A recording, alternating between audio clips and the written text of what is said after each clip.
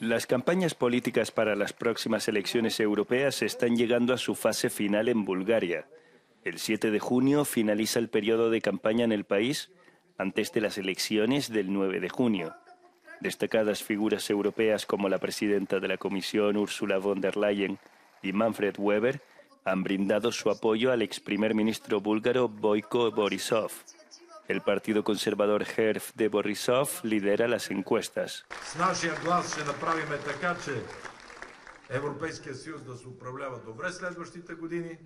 El país elegirá a 17 eurodiputados, votando simultáneamente en sus elecciones anticipadas para la Asamblea Nacional, que elegirá a 240 diputados. Las elecciones nacionales anticipadas se producen en un momento de escándalos de corrupción y propaganda rusa que inundan el país. El partido prorruso de extrema derecha Revival podría alcanzar entre el 15 y el 16% de los votos, según las encuestas.